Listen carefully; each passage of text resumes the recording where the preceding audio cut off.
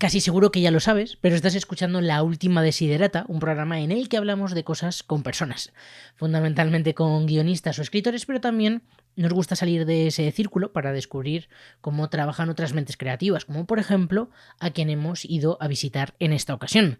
Estamos hablando de y con Mario Pávez. Mario Pávez es licenciado en Bellas Artes por la Universidad de Chile, estudió su doctorado en la Universidad Complutense de Madrid, ha participado en numerosas exposiciones colectivas como Almoneda en la Galería de Jorge Alcolea, ha realizado 8 exposiciones individuales en Inglaterra, España o Santiago de Chile, ha sido finalista en el 4º concurso de pintura y escultura figurativa en Barcelona, Madrid y Sevilla, y en 2010 obtuvo el 11º Premio Nacional de Pintura de la Real Academia de Bellas Artes de San Carlos en Valencia.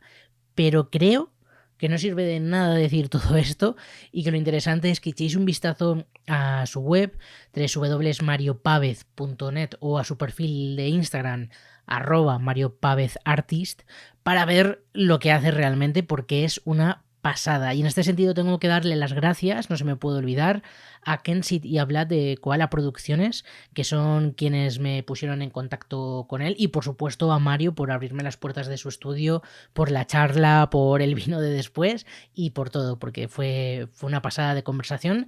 Pero, como siempre, primero os dejo con un poco de música y empezamos con Los Andes, que nos envían un saludo desde Buenos Aires. La Última Desiderata, con Sergio Vélez. Hola, mi nombre es Rubín y junto con Juan Carlos Marioni formamos Los Andes, una banda de power pop de Buenos Aires. Nosotros, nos formamos en el 2016, oficialmente como cuarteto, ahora como dúo, pero Juan y yo venimos tocando hace un montón de años. Juan arrancó con La Celebración ahí a principios de los 90, luego tocó en Aman Press, una gran banda porteña argentina, luego tuvo Bristol, yo toqué en Grand Prix, también edité discos en España. Y ahora en este reencuentro maduro, digamos, logramos finalmente empezar a plasmar nuestras ambiciones de power pop clásico, canciones cortas, breves, con muchas melodías, muchas guitarras. Ambos cantamos, ambos tocamos las guitarras. Y este año pudimos grabar nuestro segundo disco, entre el año pasado y este año. El disco salió en agosto del 2022, se llama Backgammonesque y cuenta con un montón de invitados, entre ellos 4 artistas españoles, Joel López, que canta en Julie, los chicos de Star Trip, que cantan en Revés, luego está Luca Bu, que canta en Todo Pasa, y en la canción que vamos a presentar en este momento tenemos a Hanky Dory, gran artista de Valencia, cantando No hace falta el mar. Estas 4 canciones además van a salir en un formato físico, en un simple de vinilo, ahora en breve, a través del sello Urra Música de España. Así que es una versión recortada, es la mitad del disco de Backgammonesque. Backgammonesque completo lo pueden escuchar en todas las plataformas. Así que sin más, espero no haberme extendido demasiado. Los dejo con Los Andes y Hanky Dory haciendo No hace falta el mar. La Última Desiderata, con Sergio Vélez.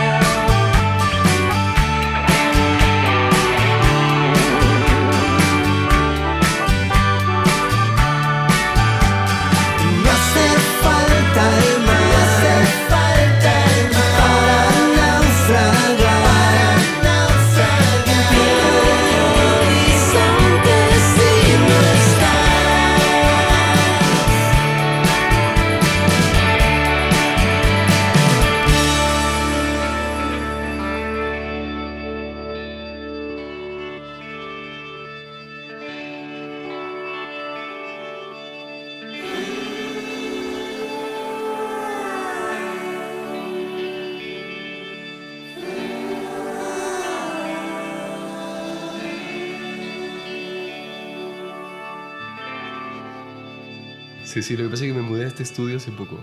Ajá. A finales de julio. Ajá. ¿Sabes? Estuve como cerca de 7 años en otro estudio y eso seguramente era como te imaginas el estudio de un pintor. Puede Pues ser. ya estaba hecho un desastre. Es que además me gusta que la gente que nos esté escuchando que se lo imagine, ¿no? Y que a lo mejor si lo viera, pues perdería un poco también la magia, ¿no? De cómo piensa la gente que puede ser este estudio. Claro. ¿Por qué te mudaste?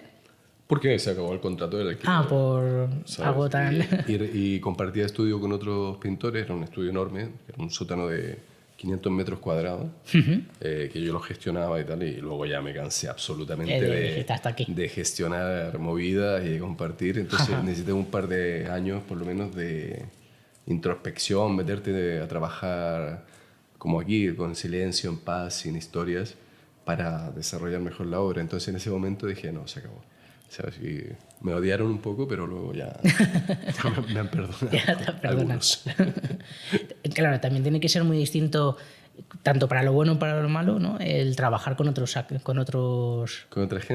gente a tu lado. Sí, es complicado. En realidad es complicado cuando lo gestionas tú, ¿sabes? Digo, en realidad ahí es cuando es complicado, porque tienes problemas domésticos todo el rato en un estudio tan grande y era un sótano, entonces tenía 1000 goteras, que había que se caían cosas en los patios, que tenía que no sé qué, que págame porque no has pagado tal, hay que pagar el alquiler, claro. ¿sabes? Y yo no ganaba dinero con eso, entonces, vamos, es agotador. Claro, es que estabas casi más de presidente de la comunidad, ¿no? Exacto. Sí, de hecho se lo dije a mi galerista, oye, me voy a ir solo, porque tuvimos una idea de irnos juntos y me dijo, por fin vas a dejar de ser casero. Claro, es ahí el trabajo añadido y además el tema del estrés y controlar esas cosas para luego la creatividad a veces no viene bien, ¿no? Que necesitas tranquilidad. No, para nada, porque realmente necesitas tener la cabeza... cuesta concentrarse. O sea, necesitas un par de horas para concentrarte. El trabajo de la pintura siempre es largo.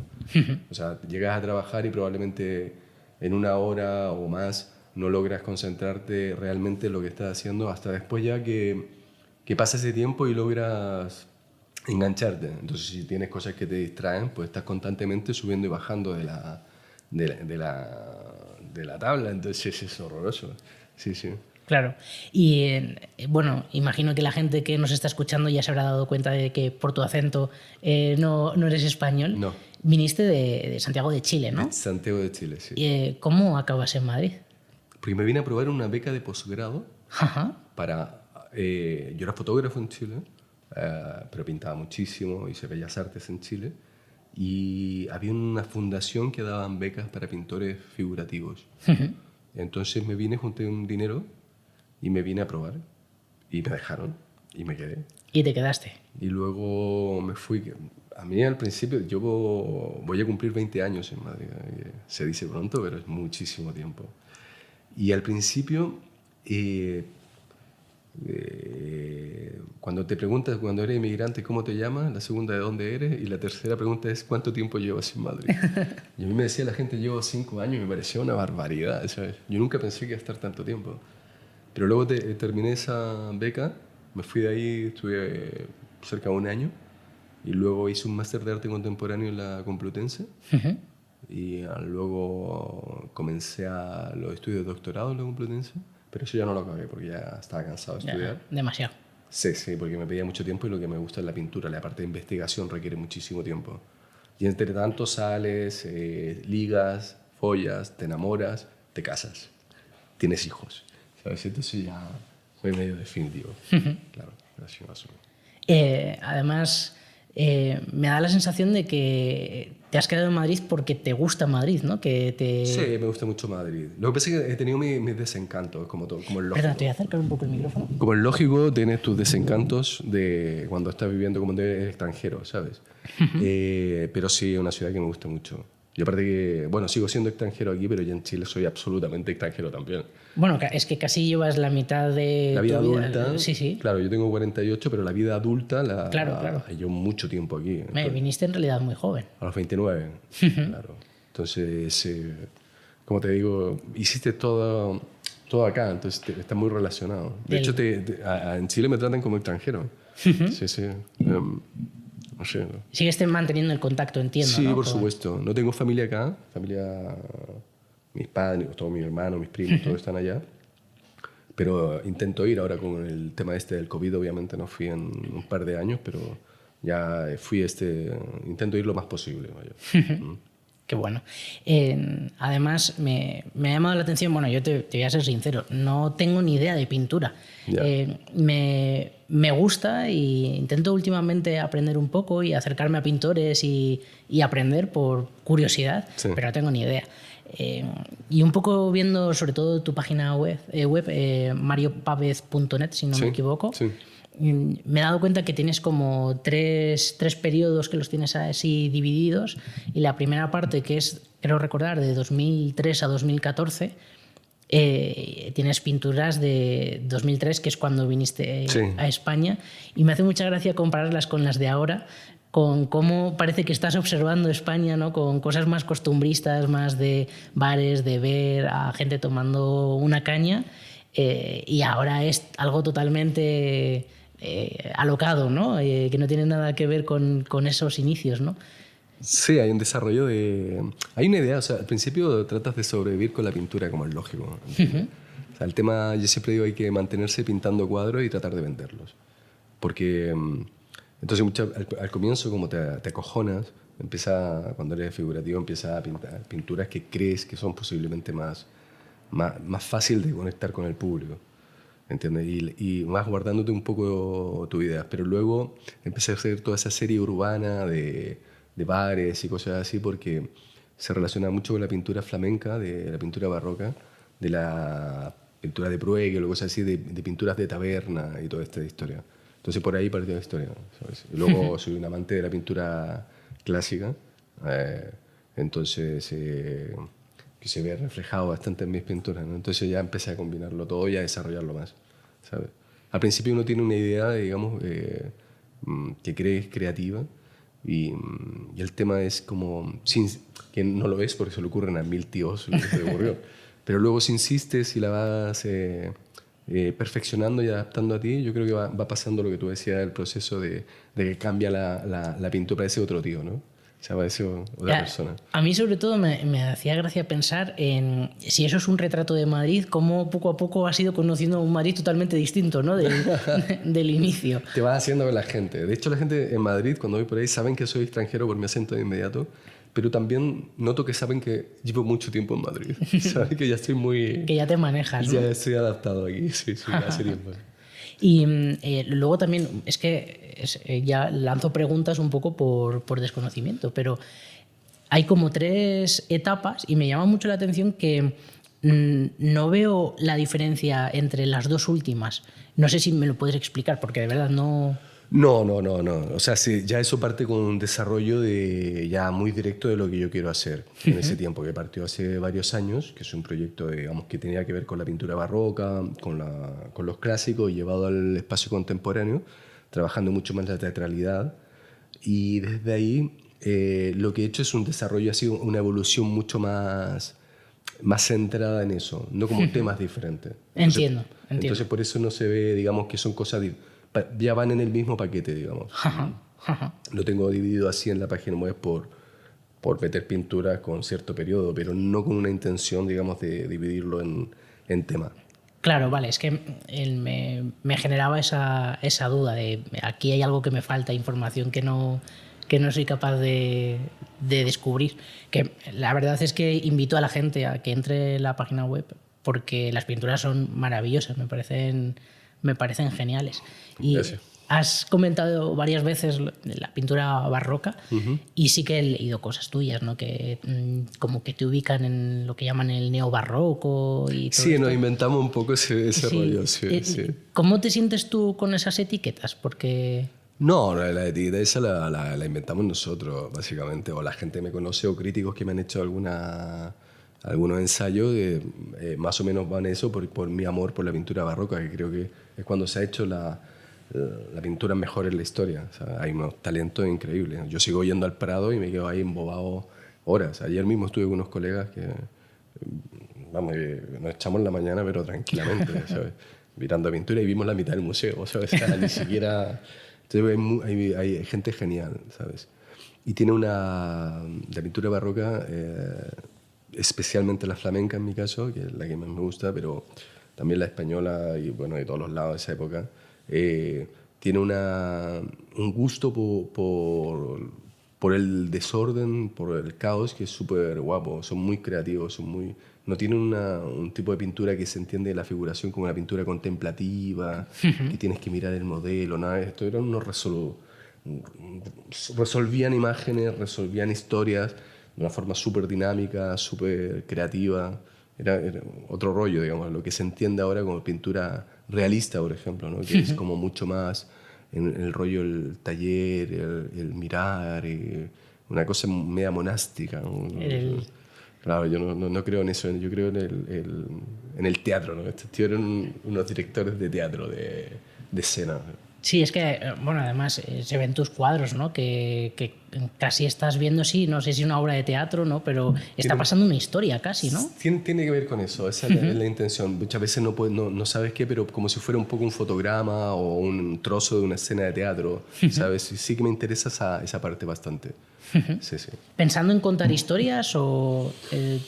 Al final parte como evocas imágenes y partes desarrollándolo de ahí. Yo creo que no es necesario que tengas la historia tan clara, la historia del relato en sí mismo. Para eso está la gente que hace guiones y escribe.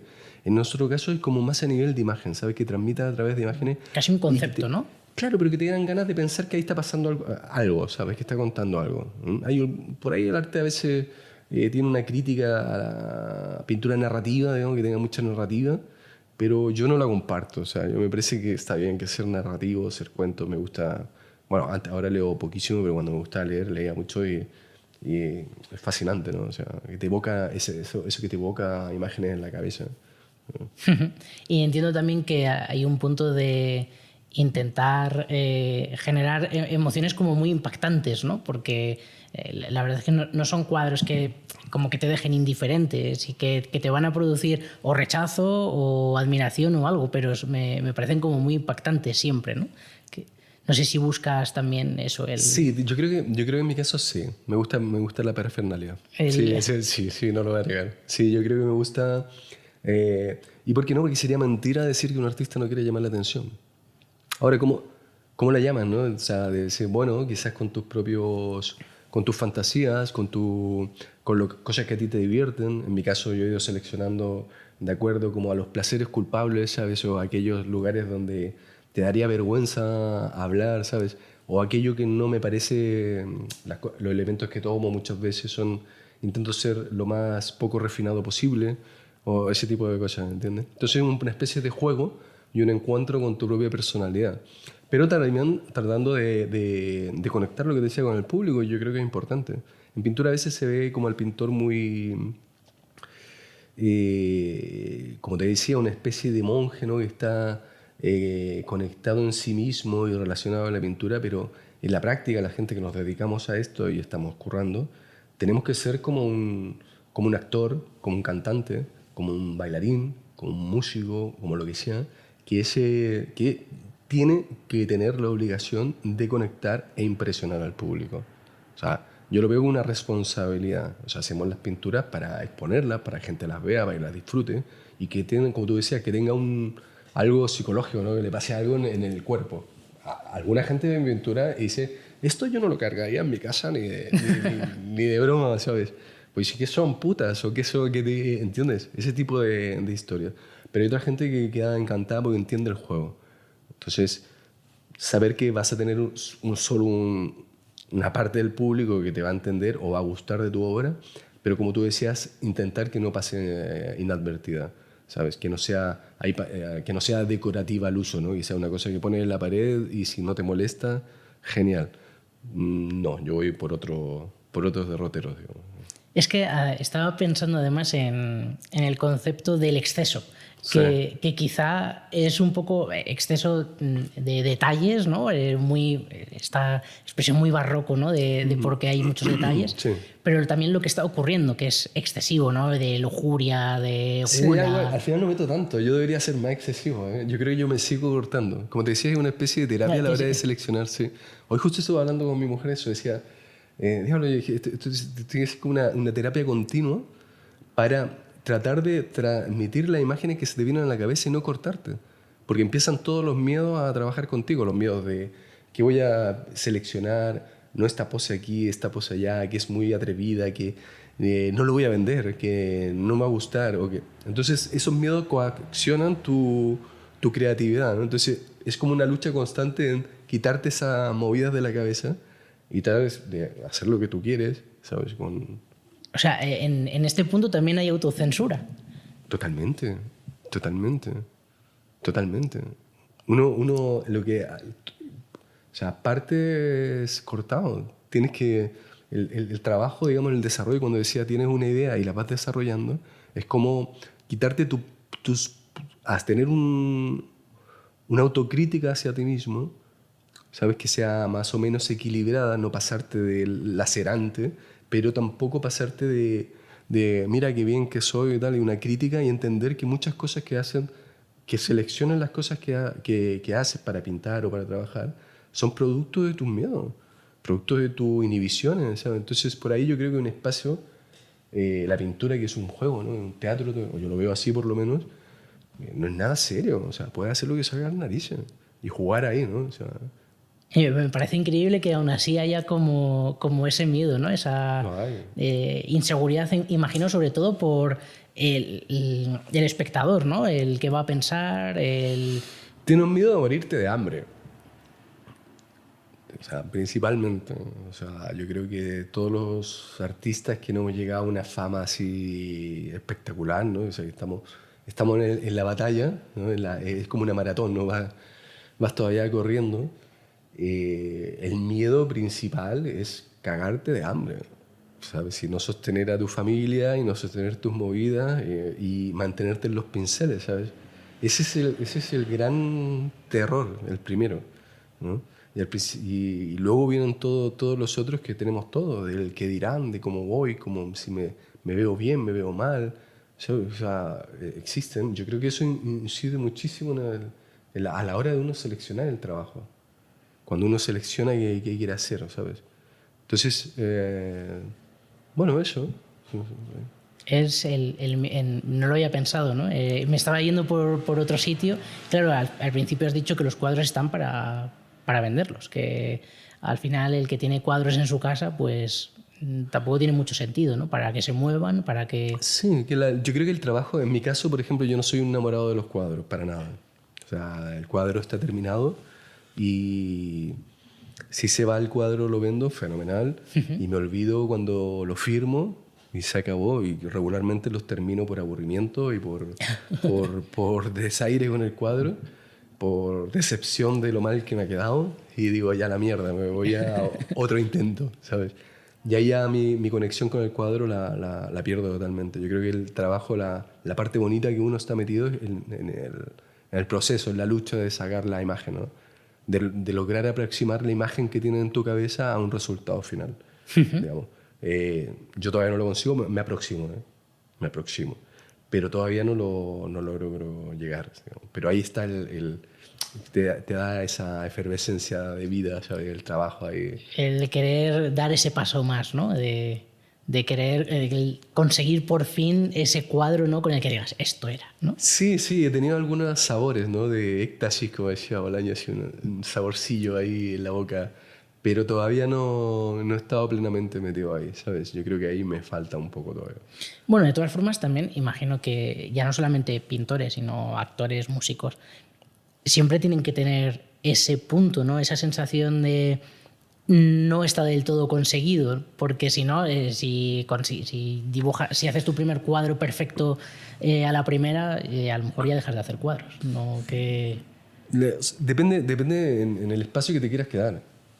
O sea, en arte depende de cómo quieras vivir la vida, ¿me entiendes? Si quieres vivir la vida de una forma más estable, puedes encontrar un filón de un tipo de pintura que funcione y puedes reiterarla hasta que te coman los gusanos, ¿sabes? Ya está. Y bien por ello, o sea, llevo una vida tranquila y estable, y más o menos se pueden visualizar, digamos, en el futuro qué están haciendo.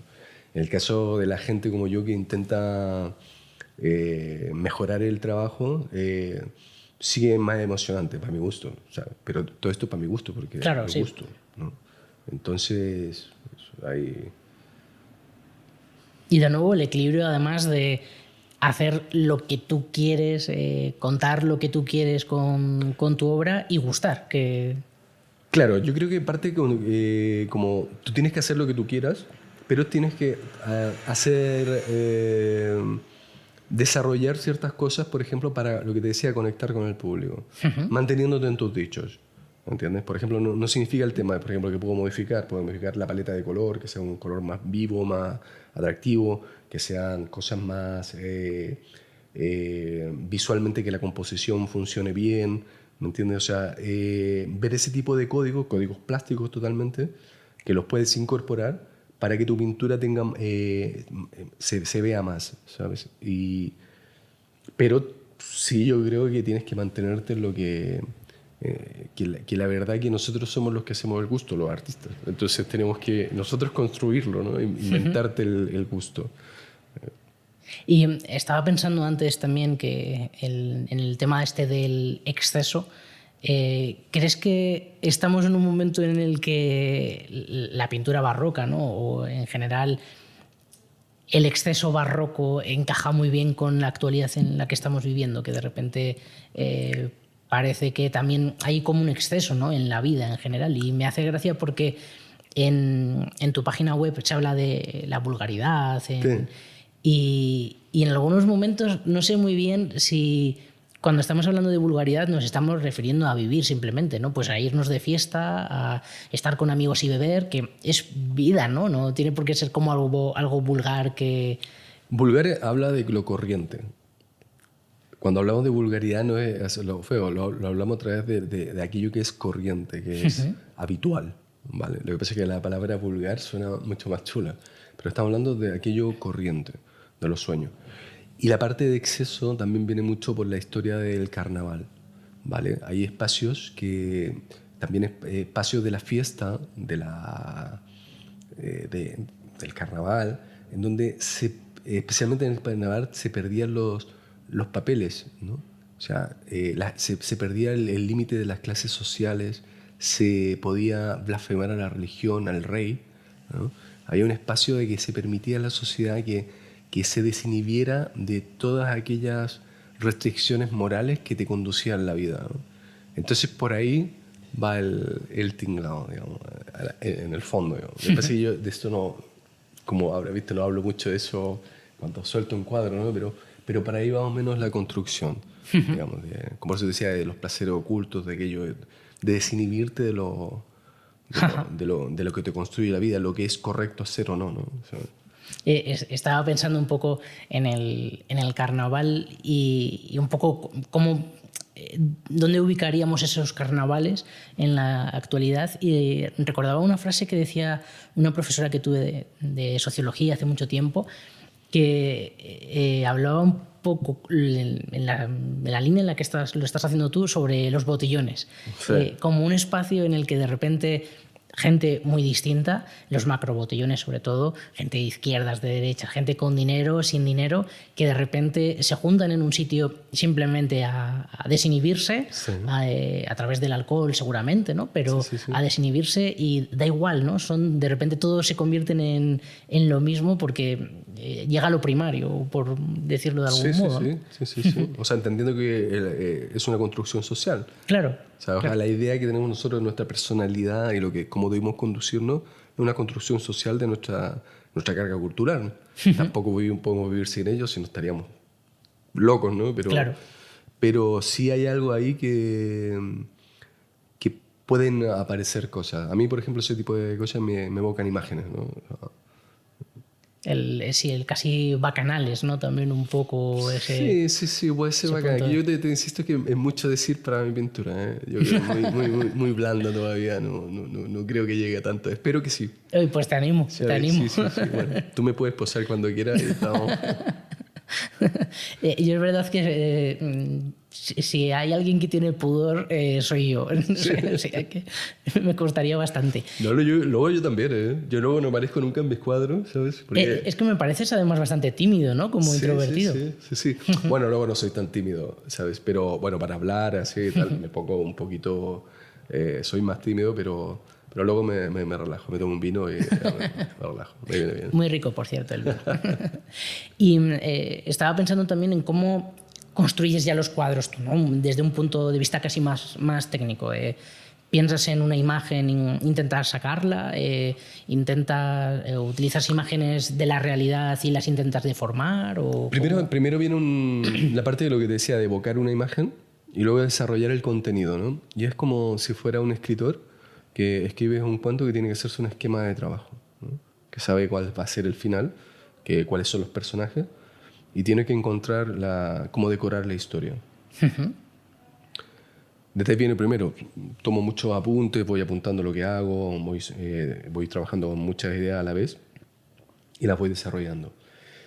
Luego viene el trabajo de selección de modelos, trabajo con mucha gente, como tú ya sabes, ¿no? Conozco muchísima gente, voy visitando mi estudio. Antes hacíamos mega sesiones de 50 personas, pero bueno, todo esto cambió un poco el perfil, ¿no? Sí. También me ha venido bien porque estoy también trabajando mucho más la personalidad, trabajando de forma más íntima con la gente. ¿Sabes? La estoy conociendo más.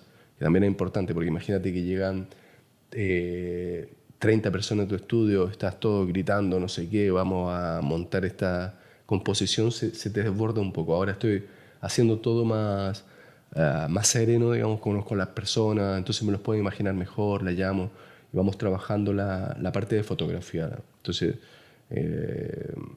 hago muchísimas fotografías, o sea, muchísimas, miles poco, o sea, muchas fotografías. ¿Para un solo cuadro? Sí, muchísimo, porque así voy trabajando la espontaneidad, las personas cuando, no es como decir, ponte así, con la mano arriba, con la cara mirando para acá y la foto, no. Tiene que ser mucho más fresco todo, entonces para eso hay un trabajo de fotografía bastante importante. Luego en la parte de edición, ¿no? Montarlo en Photoshop y todas estas movidas y ya luego recién viene el detalle de pintar, ¿sabes? Cuando lo tienes ya hecho. Imagino que tienes una idea más o menos de lo que quiere ser el cuadro, pero te evoca en, no sé, imágenes que ves a lo mejor en la realidad o directamente son cosas que nacen. Sobre todo me interesa cuál es el disparador creativo, ¿no? La chispa que dices, ostras. Son de diferentes cosas. A veces viene como la imagen media completa. Me pasa como, a eso supongo que llamarán la inspiración, que son ideas que no sabes de dónde mierda vienen, ¿sabes? Bien, aparecen. O sea, por ejemplo, para un cuadro, una vez vi unos tipos subiendo una lavadora a un camión, ¿sabes? Y la diagonal que tenía era súper bonita, el esfuerzo que tenían, no sé qué. Y dije, oye, mira qué posición más bonita. Y me empecé a acordar de todos estos descendimientos de Cristo que bajan de la cruz y tal. Entonces dije, mira, bajando una escalera, unos tipos bajando a otro y tal. Y empiezas a imaginarte la composición que puede quedar muy, muy divertida, ¿sabes? Como si estuvieran haciendo algo, se están llevando a un tío y tal, no sé qué. Empieza a gestionarlo desde ahí, por ejemplo. Otras veces simplemente quieres pintar una tía, bueno, que te pone, dices esto, queda chulo, que quede así toda guapa, o cosas así, pero son, ya te digo, un poco como flashazos. Lo que pasa es que después le vas poniendo palabras o le vas poniendo el discurso a esa primera evocación, ¿no? O yo lo llamo así, por lo menos. Me viene como... evoca imágenes, ¿sabes? También me pasa mucho con la pintura. Cuando voy, como te digo, soy un asiduo del Museo del Prado y puedo ir fácil una vez al mes, o sea, echar una vuelta por lo menos un rato. Y entonces las mismas pinturas a veces me hacen pensar en ideas, ¿no? Otra pregunta que también tenía es cómo empezaste con la pintura. Porque, bueno, también me parece interesante estos inicios de repente... chico de Santiago de Chile. Santiago de Chile se pone a pintar. Fue accidental. Totalmente accidental. O sea, yo comencé... hombre, cuando niño dibujaba bien. No era el mejor de la clase, pero dibujaba bien. ¿Entiendes? o los trabajos de artes plásticas en el colegio, bueno, iban bien. Pero nunca lo pensé. Y luego yo estaba estudiando literatura, pero profesor de castellano, como profesor le llaman en Chile. Como profesor de literatura en el colegio, que me echaron. Estuve un año ahí y por suerte me echaron. Y tenía una novia que era la típica latinoamericana de esa época, ¿no? Se llamaba Lili, que era una así media hippie, que tocaba guitarra, cantaba muy bonito, escribía poesía, y entre todas estas movidas pintaba. Entonces un día estaba en su habitación y le digo, oye, qué chulo esto, me llamó la atención, tenía unos óleos, ¿no? Y me dice, llévatelo, prueba, ¿no? No, qué sé yo. Y al final no sé, porque diablo lo metí a la mochila, me lo llevé a casa y cogí del trastero de mi padre un trozo de madera y me puse a pintarme un autorretrato en un espejo a bordo. Qué horrible, por supuesto. ¿Lo conservas? No, que va, lo perdí en una casa que alquilamos con unos colegas en Chile de pintura y lo perdí. Tenía una foto por ahí que parecía... Desgraciadamente lo perdí. Y nunca más dejé de pintar. ¿A partir de ese momento? O sea, de esa noche que empecé a pintar, nunca más dejé de pintar. Y como me echaron de literatura, como te dije, de esto de castellano, me metí a estudiar Bellas Artes, ¿sabes? Y mi padre me quiso matar, por supuesto, que lo comprendo totalmente. Como todo padre de hijo que estudia Bellas Artes y demás. Yo a mis hijas les estoy diciendo, sé artistas. ¿Ah, sí? Sí, para que cuando me nieguen, digan, vamos a ser doctora o algo así. Cuando venga la rebeldía hacia el padre, digan, a tomar por saco, voy a ser abogado. Fenomenal. Pero es un truco. Ojalá me funcione, de verdad. Yo no lo deseo. ¿Es difícil vivir como artista, al menos en España? En todas partes. En todas partes es complicado. El mercado de la pintura es un mercado muy limitado. O sea, estás hablando de que es un segmento muy pequeño de la población la que adquiere obras de arte. Entonces tienes una oferta enorme y un grupo de gente que compra pequeñísimo. O sea, la gente tiene un cuadro en su salón, estamos hablando de pintura muy normal, y no puede cambiar la tele, el salón, los muebles y tal, pero los cuadros no los cambia, ¿sabes? Y entonces es un grupo muy reducido que ya se ha comprado la tele más grande, el coche más grande, tiene el barco, el bolso de Loewe. Y ese tío dice, ¿cómo me distingo de la sociedad? Venga, voy a coleccionar obras de arte. ¿Entiendes? Entonces es un grupo muy reducido de la población. No hay... podemos hablar de difusión, obviamente, en sectores públicos y tal del arte, pero como el objeto cuadro, el objeto que te llevas a casa, es un objeto que está reducido a un segmento muy pequeño. Entonces siempre es complicado, en todo el mundo. ¿Entiendes? ¿Y por qué crees que ocurre eso? Porque no hay costumbre, la gente no ¿cuánta gente conocemos que compra normal, ¿no? Que compra un cuadro? Muy poca o ninguna. Poca o ninguna. O que los cuadros que tiene en casa me los regaló mi prima que va a un taller de pintura y me pinta este cuadro, por ejemplo. Pero muy poca, muy poca. Pero es por el tema del valor del cuadro, ¿entiendes? ¿Por el coste te refieres? Claro. En economía se dicen que es por rotación o por ¿cómo era? Me lo decía un amigo una vez, se me olvidó. Por margen. ¿Entiendes? Tú ganas por margen porque el cuadro es medianamente caro. Aún valiendo 2.000 euros es caro. ¿Entiendes? Entonces, si tú eres músico necesitas tener rotación, muchas ventas a pequeña escala. Si eres pintor necesitas hacer una venta cara. Y si tú ganas 3.000 euros, te vas a gastar un sueldo del año en una pintura. No. Ya. No. Pero luego es curioso porque esto, recuerdo hace unos meses estuve en el Museo Guggenheim y, sí, el guía nos decía, mucha gente tiende a comprar láminas en museos que a lo mejor cuestan... yo qué sé, 300 euros, 400 euros de obras súper conocidas. y luego no compra artistas que a lo mejor cuesta lo mismo su cuadro, claro, o incluso menos, y que dices, hombre, esto está muy bien, ¿no? Y que a lo mejor incluso se puede revalorizar, ¿no? Y que con el tiempo ese artista que te vendió el cuadro por 100 euros pasa a costar... Sí, pero eso es un mito urbano, ¿eh? O sea, el tema de la revalorización del arte, o que te mueres, por ejemplo, que tú creo que hay una estadística que cuando te mueres, el 90% de los pintores pierde valor. ¿En serio? Absolutamente. Pensaba que era justo lo contrario. No, desgraciadamente no. Solamente porque nosotros estamos muy mal informados del arte. Nos vemos en la pinacoteca de la esquina, ¿no? Entonces estamos informados por los periódicos que dicen la subasta de Christie's, $200 millones por una movida. Y tú dices, hostia, estos tíos ganan una pasta. O lo que ven en los periódicos, en la televisión, que eso sale cuando hablan de dinero del arte.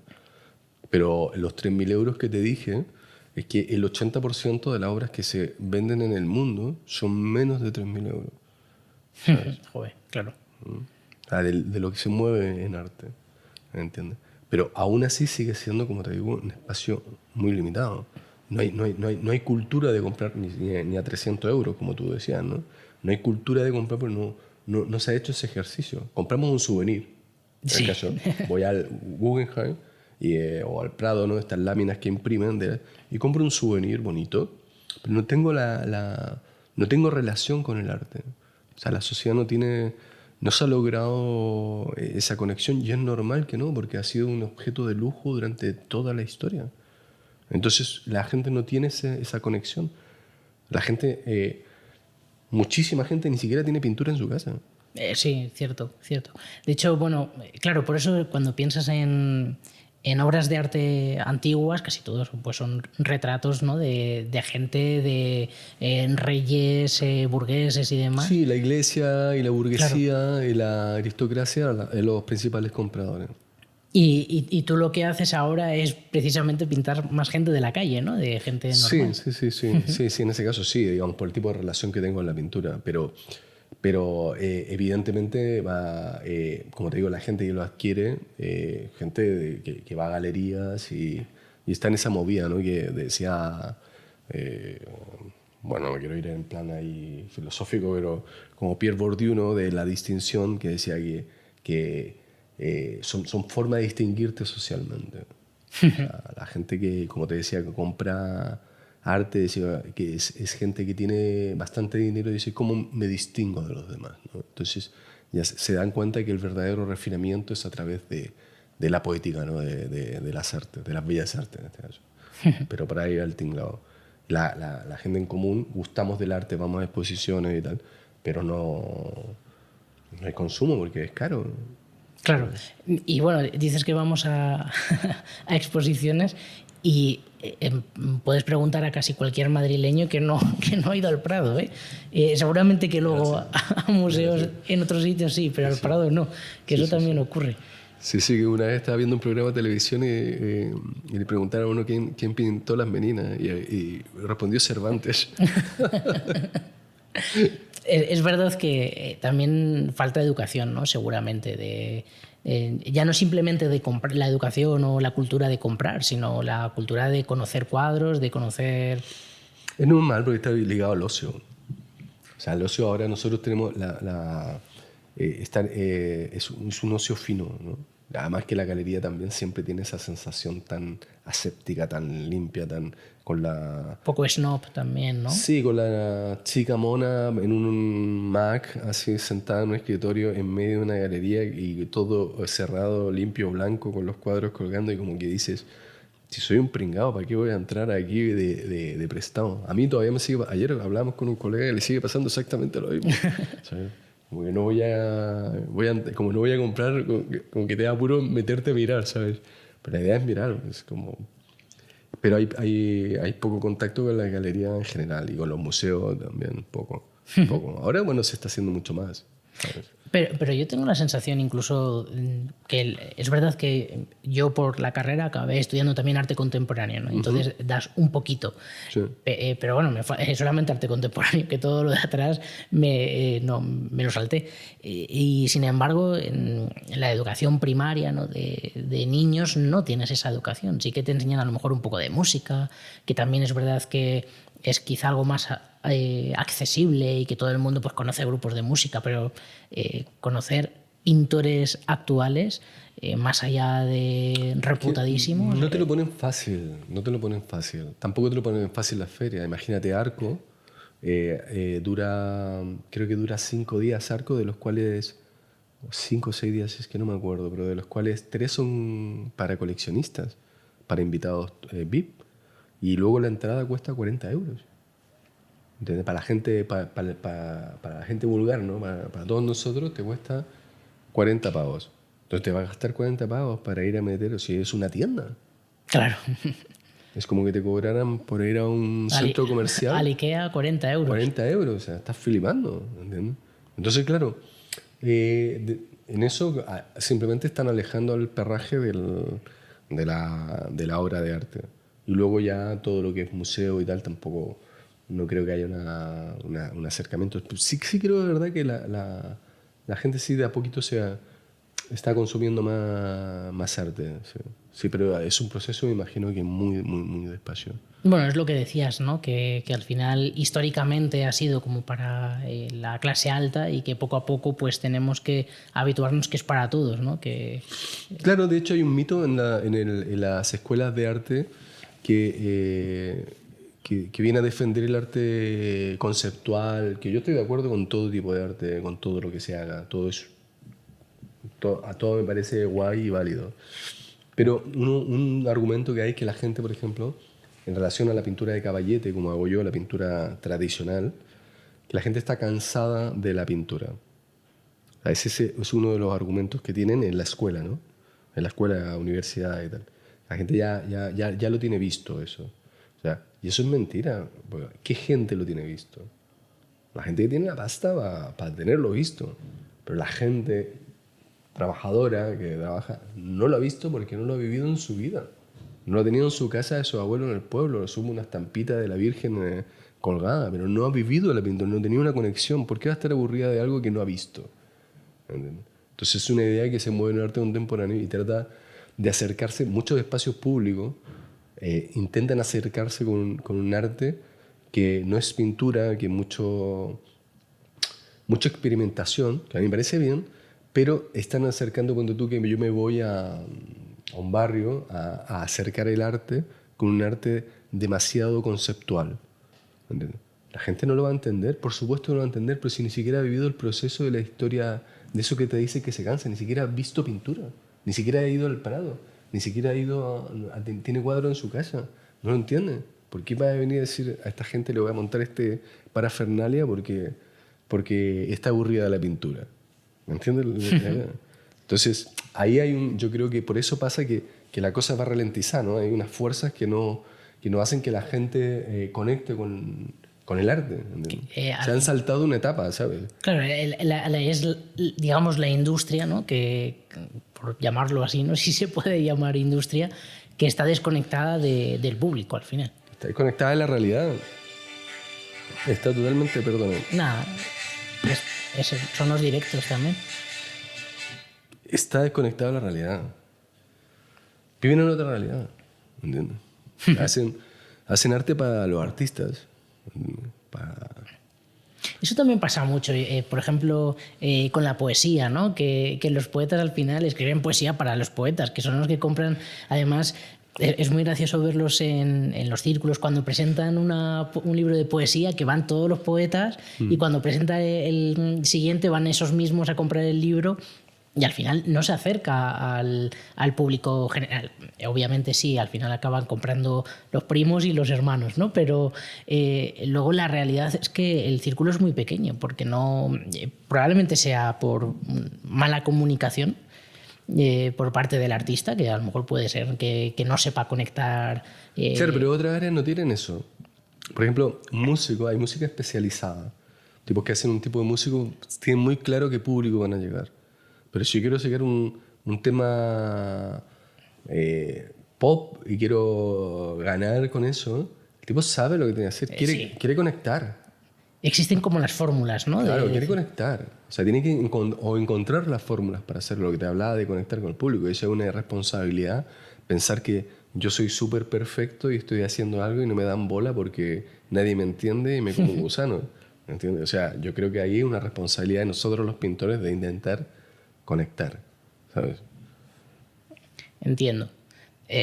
También, bueno, seguramente que es falta de educación por otra parte, ¿no? De eso, desde las escuelas, enseñar referentes, ¿no? Simplemente como algo básico que te ayude a aprender. Porque además una de las cosas que decías, que a veces con el arte más abstracto, que muchas veces necesitas que te lo expliquen y una vez te lo explican dices, lo entiendo, ¿no? Y empiezas a disfrutarlo.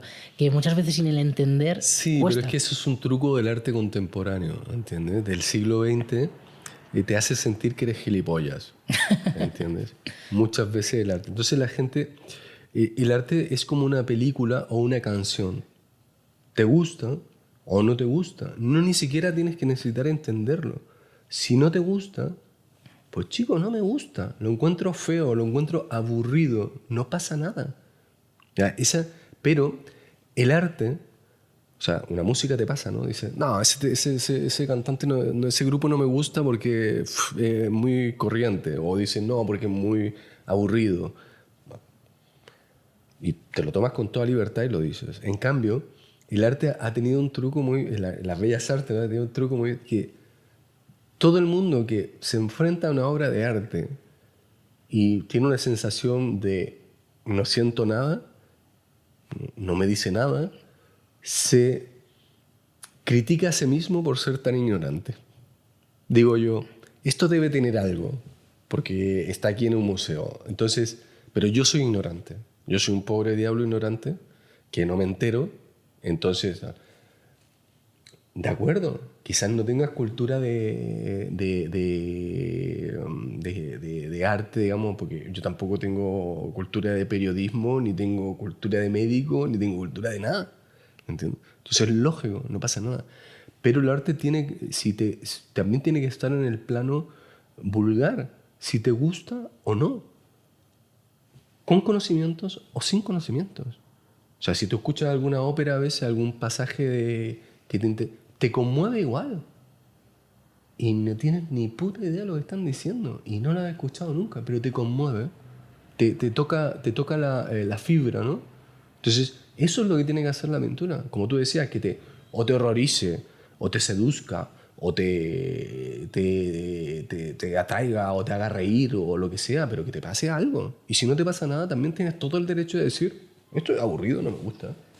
¿Entiendes? Pero ahí nos culpamos todos a nosotros mismos, qué ignorante que soy, seguramente que es bueno, ¿sabes? Por el mito, ¿no?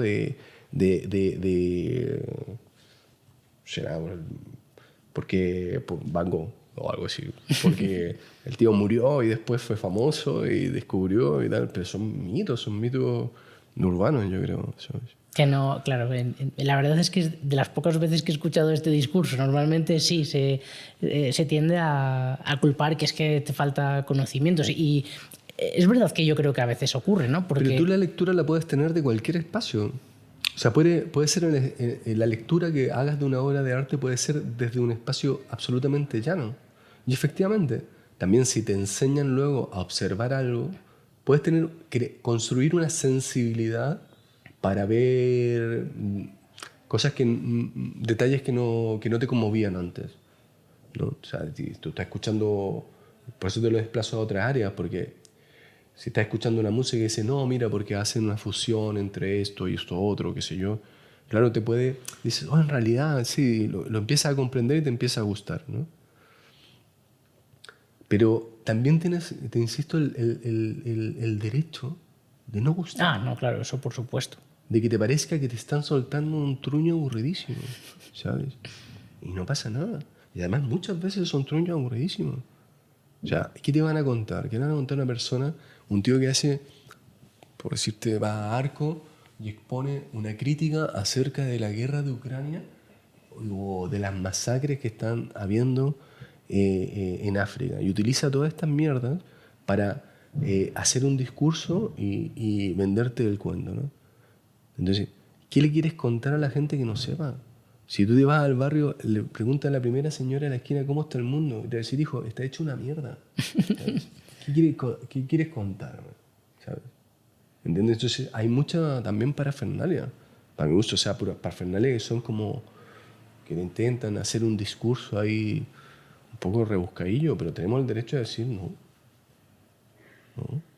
Pero luego, sin embargo, sí que hay procesos que necesitas conocer, ¿no? Para yo qué sé, que estaba pensando también, por ejemplo, en música, que me venía a la mente de repente que escuchas un disco que, bueno, pues más o menos te puede parecer interesante o no, y luego te explican que es que la música se estaba haciendo a través de ruidos de la ciudad, de no sé qué, y dices, ostras, ¿cómo han llegado a esto? ¿No? Y también eso es interesante y le da un valor que es verdad que simplemente escuchando o viendo el cuadro no tienes.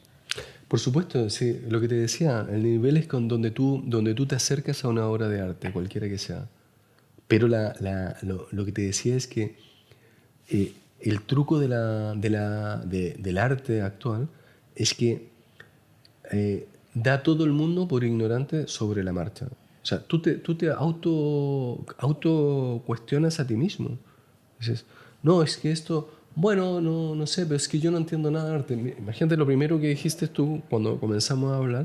Una de las primeras cosas que decía, bueno, yo no entiendo mucho de arte, porque pusiste el parche antes del área. Yo esto no entiendo mucho, y tal, porque todos tenemos esa cruz dentro, ¿no? Porque algo que no está conectado con la sociedad. Viaja en otro mundo, lo que te decía. Cosa que no me parece guay, me parece un poco triste incluso. ¿Sabes?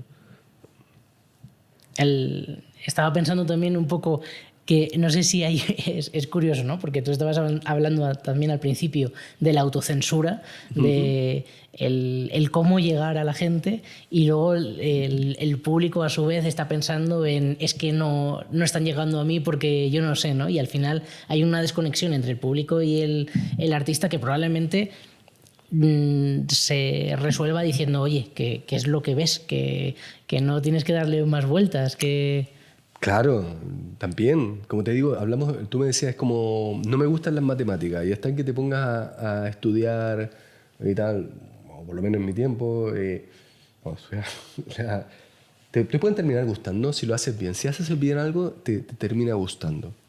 ¿Entiendes? O si conoces, si eres aficionado a algo, te termina gustando y empiezas a ver cosas. Pero si no eres aficionado, también te pueden gustar o no las cosas, ¿sabes? Yo, por ejemplo, no veo nunca fútbol. No me gusta el fútbol. Pero me puedo sentar y si hay un partido que es entretenido, termino viéndolo. Digo, oh, está entretenido, ¿entiendes? Esto es lo mismo.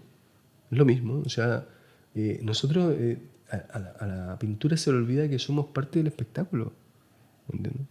O sea, se le olvida que cuando había la guía del ocio estaba teatro, música, danza, cine, exposiciones. Es la guía del ocio. Estamos en el espacio del ocio.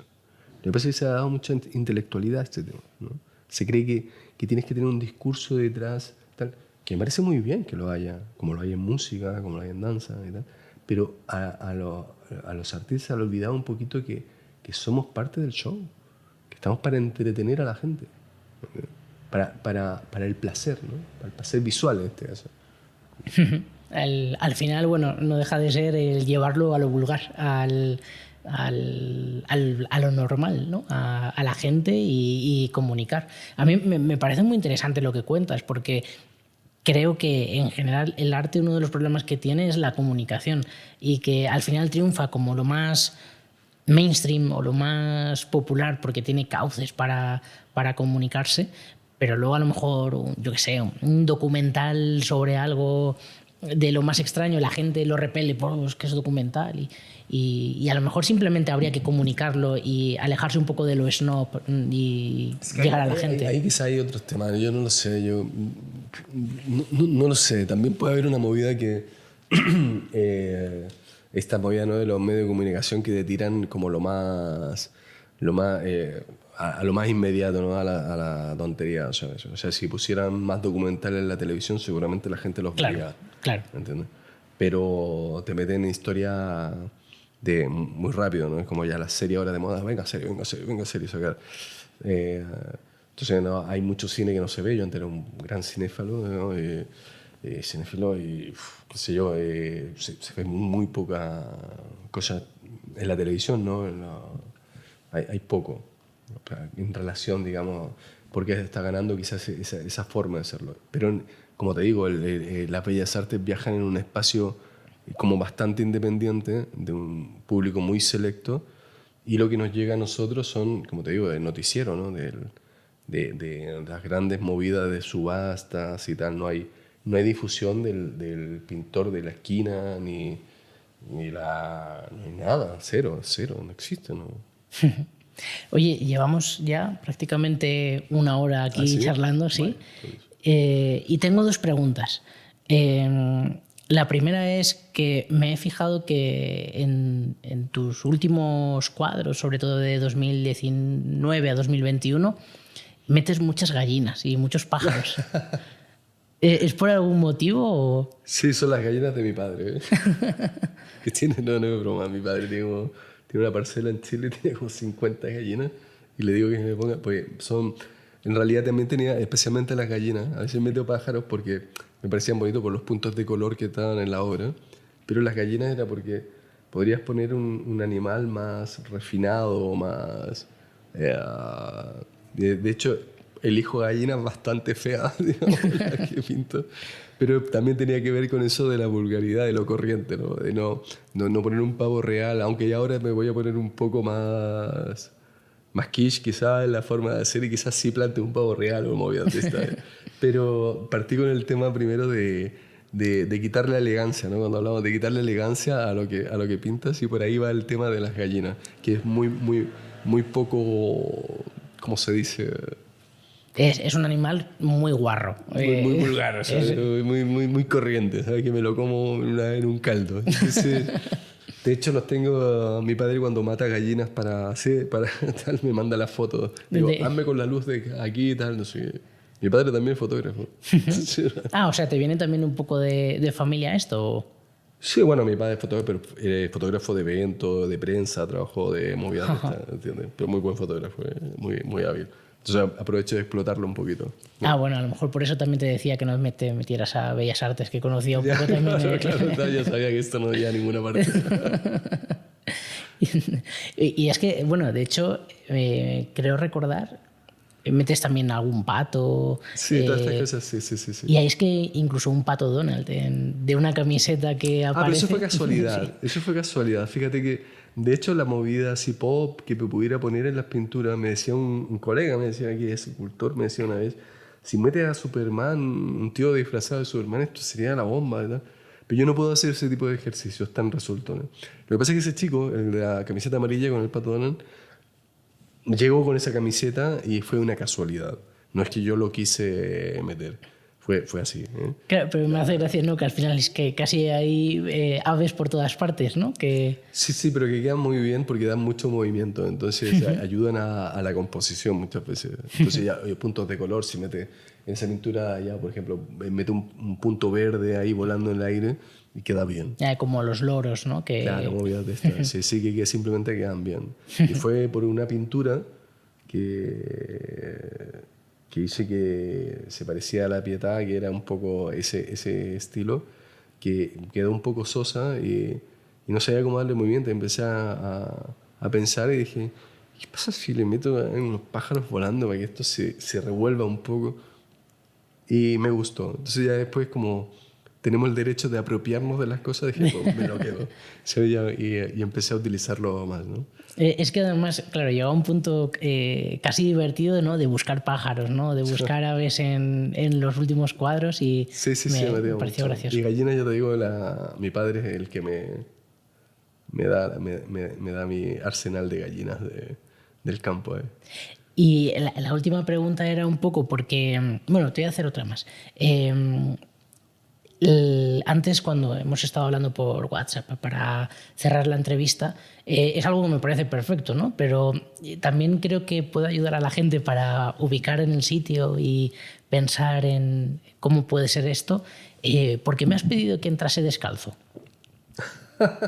Porque lo que pasa es que antes estaba en el estudio en un sótano y estaba todo tan barro que necesito un tiempo, lo que te decía, de estar en plan limpio, ¿sabes? Y quería estar en plan introspección, limpio y tal. Y Madrid está muy meado de perros por todos los lados, ¿sabes? Entonces En mi casa hace rato ya nos sacamos los zapatos antes del COVID y como llegué aquí, que verás, está todo tan limpio, dije, venga, voy a seguir la costumbre de mi casa, en realidad en casa porque las niñas, ¿sabes? Que se arrastraban por el suelo y uno entra por el zapato. ¿Sabes? Que Madrid está hecho que a mí me gustan los animales, pero joder, está lleno de meados de perros por todos los lados, ¿sabes? O sea, la realidad es para que no entre pis aquí. Simplemente por higiene, tío. Y en este caso tampoco lo tendría tanto. Lo que pasa es que, como te digo, supongo que estaré en este estudio un par de años, no creo que mucho. Pues tengo otros proyectos a futuro, pero necesitaba, como te digo, un tiempo de un sitio un poco zen, ¿sabes? Pues ahora que dices lo de proyectos a futuro, ¿se pueden contar algo? O... Sí, tengo ganas primero de pintar bien. Es complicado. ¿Eso es a corto plazo o a largo plazo? Espero que sea a corto plazo, si no me voy a joder. No lo sé. Espero pintar bien, pero intento... O sea, me gustaría hacer pintura más fuerte, pero me gustaría meterme en un sitio un poco más... El sitio está bien, de tamaño, no lo ves. Pero como un proyecto un poquito más grande, ¿sabes? Con otras pinturas y tal. O sea, hacer otra serie un poco de... A mí me gusta pintar obras grandes, entonces sí que me gustaría pintar pintura como tú de 5 metros, movidas de estas, ¿sabes? Ostras, porque ya estás en 2x2. Sí, fácil, sí, he pintado más grande también, pero me gustaría como... Tengo en la cabeza algunas ideas que estaría bien que sean mega pinturas, y para eso necesito otro espacio. ¿Qué tiempo te puede llevar pintar algo así? En este cuadro de 2x2 ahora tardé 30 días trabajado y tengo que reducirlo. O sea, pero es una obsesión mía por sacar obra. Lo que pasa es como que si tuvieras que sacar cosas de imágenes, entonces tienes que lograr la forma de pintarlos más ágil, porque si no logras pintar todo lo que quieres pintar. Claro, un poco Antonio López, ¿no? Que para un cuadro se tira 50 años casi. Ya, pero ese tío le ha hecho muy mal a la juventud. O sea, ha hecho un daño de que te cagamos. ¿Por qué? Buah, te metiste ¿Te gustó la gotilla? Sí, de repente sí. Le ha hecho pésimo la juventud, porque tiene ese rollo contemplativo del membrillo que cae un poquito tal, y un chaval, él se lo puede permitir porque vende a 100.000 euros, 200.000 euros o lo que sea. A los reyes, claro. O lo que sea, pero le transmite eso como escuela al realismo español a un chaval que se va a pasar 4 meses pintando un puto jarrón para después venderlo a 500 euros, ¿sabes? Pero eso hace una transmisión dañina para la pintura, aparte que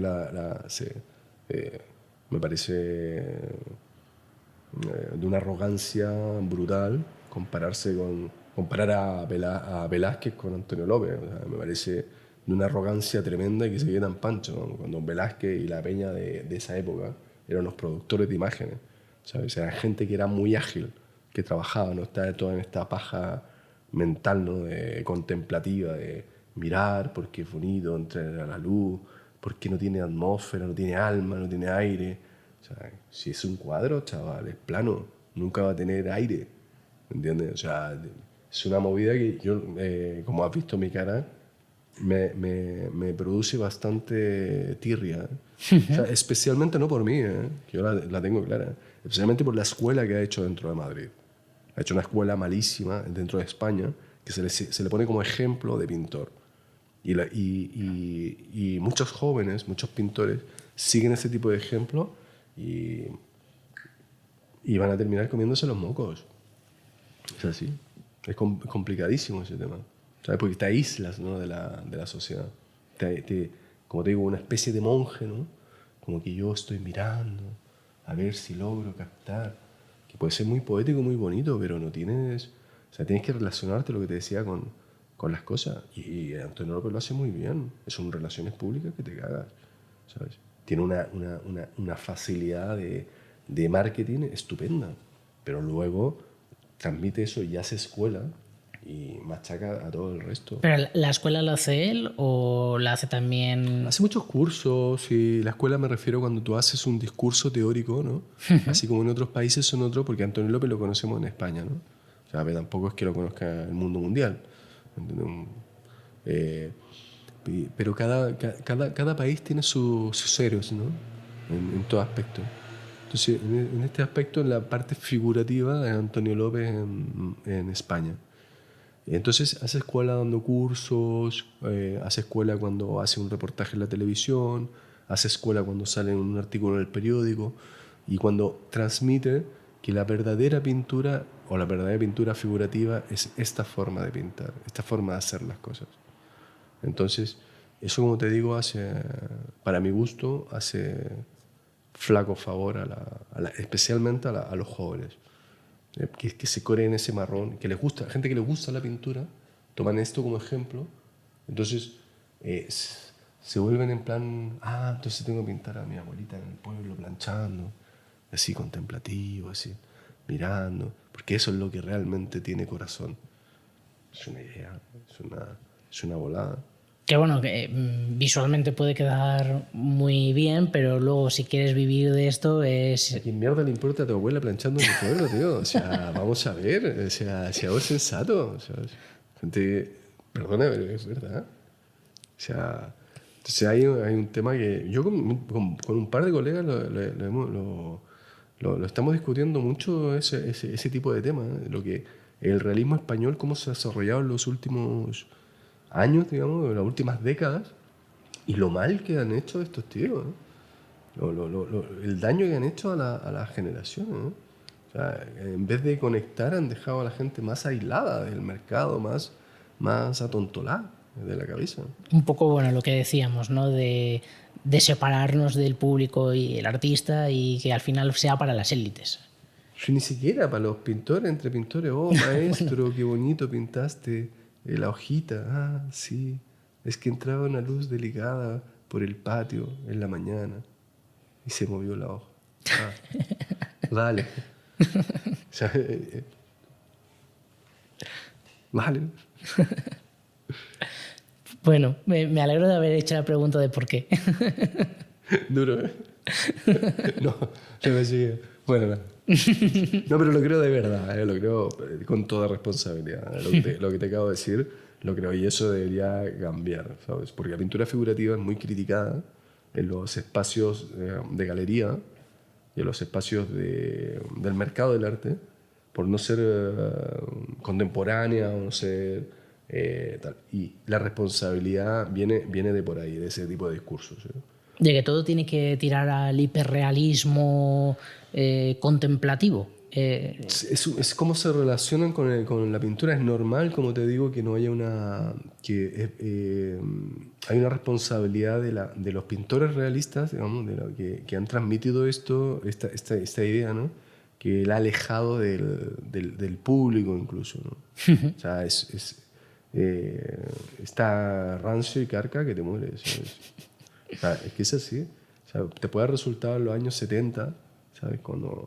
Pero sigues manteniendo un discurso que ahora no vale, ¿sabes? No cuenta. Y hay gente que, como te digo, que ama la pintura y se sume a ese tipo de pensamiento y es penoso porque al final va a terminar trabajando en cualquier cosa para poder pintar a ratos, ¿sabes? Entonces, es como la pescadilla, ¿no? Que se muere de la cola y decía, ¿no? Así que al final necesitas vivir de la pintura para pintar cuadros.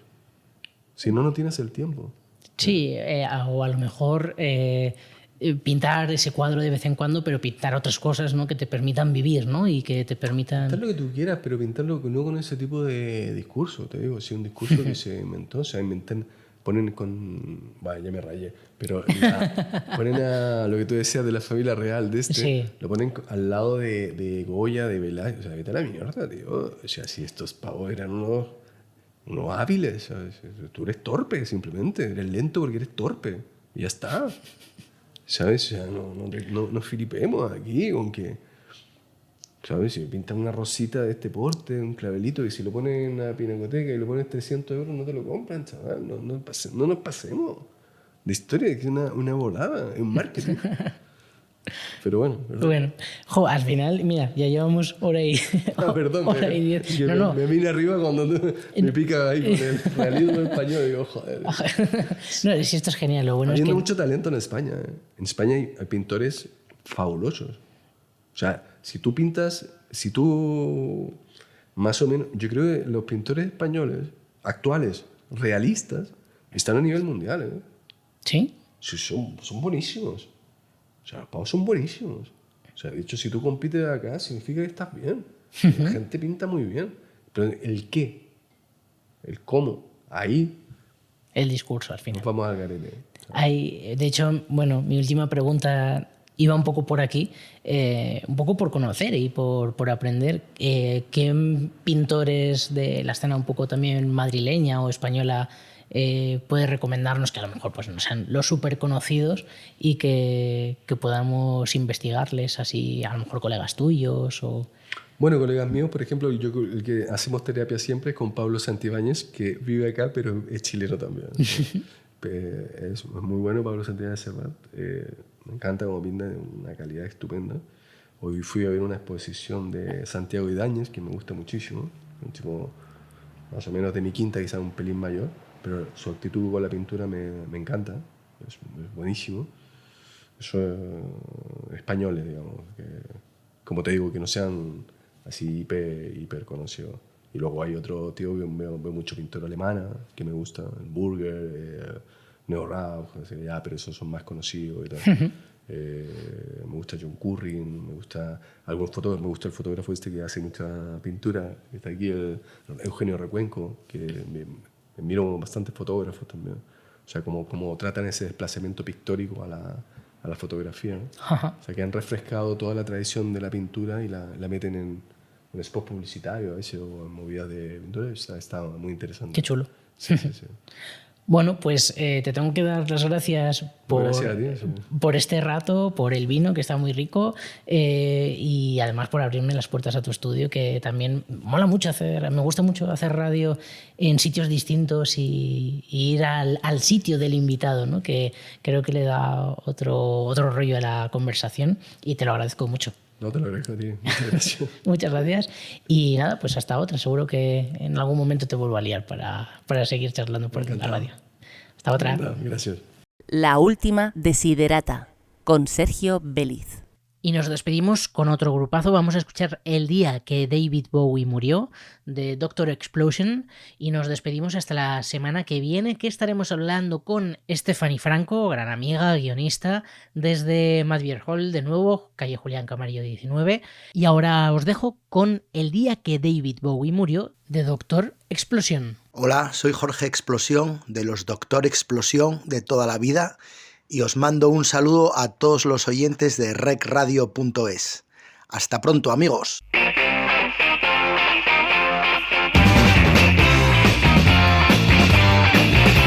Está